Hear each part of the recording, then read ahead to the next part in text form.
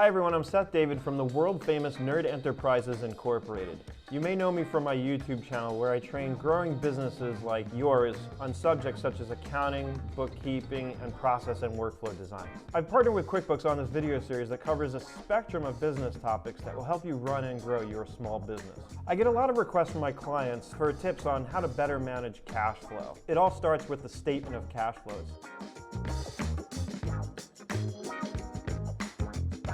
Do me a favor, before we start, bang that like button below, and if you find today's content helpful, make sure to subscribe.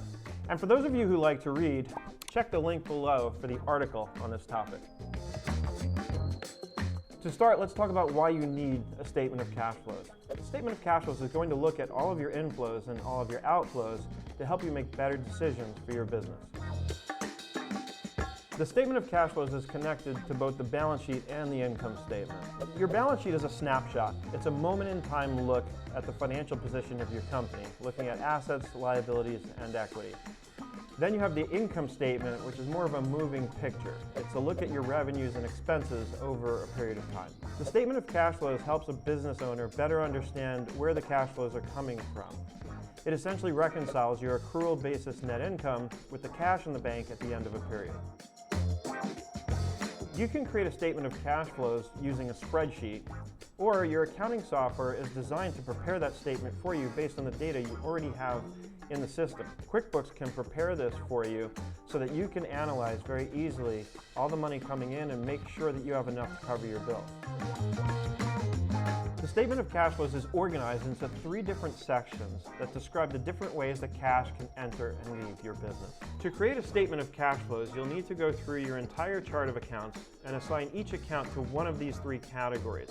Of course, if you're using QuickBooks or QuickBooks Online, this is already done for you. The first section of the statement of cash flows is called cash flows from operations. It starts with your net income and then goes on to include all the balance sheet activities that have to do with day-to-day operations, things like collecting payments from customers and money spent on office supplies and all of your day-to-day activities that you need to do to run your business. The second part of the statement of cash flows is called the cash flows from investing activities. This refers to where you have major purchases, things like equipment that you would buy for the purpose of generating revenues for the business. There was a famous case years ago of a company that had really positive cash flow, but when you look closely at their statement of cash flows, you would have seen that a lot of the cash flows were coming from selling off these major pieces of equipment and buildings.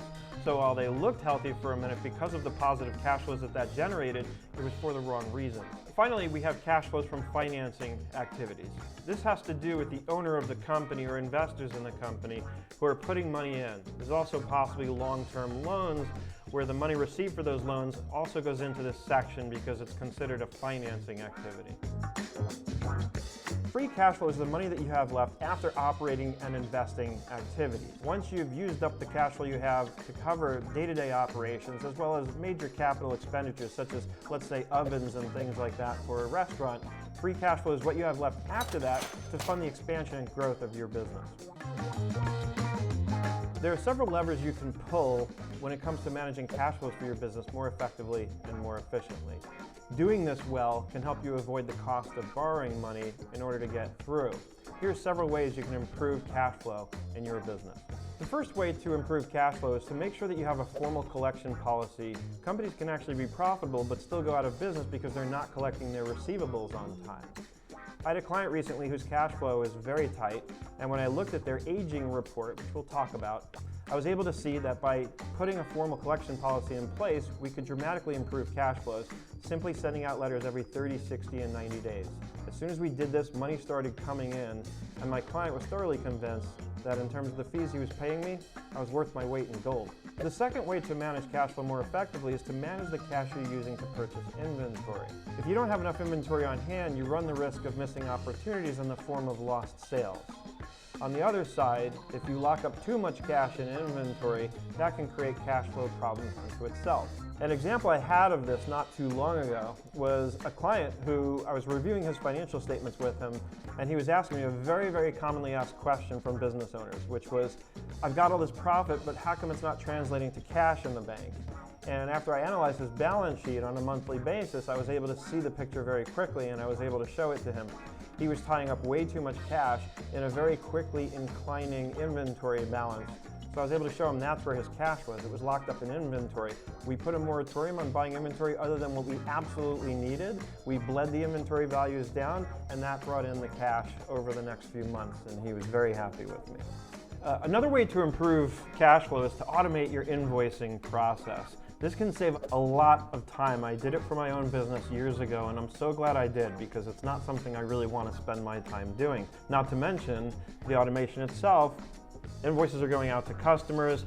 They get the invoices, they click a button if you're using QuickBooks Online, and you collect payment right there and then. It couldn't be easier for them, and it couldn't be better for your cash flow. The last way I'm going to share with you for today that you can improve cash flows for your business is by asking for deposits up front from customers, and also by offering discounts.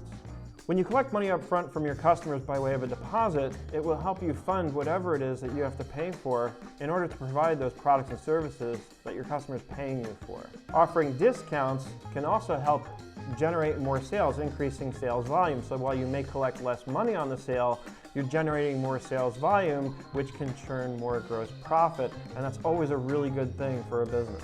Analyzing a statement of cash flows can help you better understand the financial position and health of your company. If you want to take it a step further, you can forecast your own income and expenditures so that you can better forecast the financial direction that your company is going in. For more on that, watch the tutorial on how to use the cash flow planner in QuickBooks Online. If you found this video helpful, give us a thumbs up.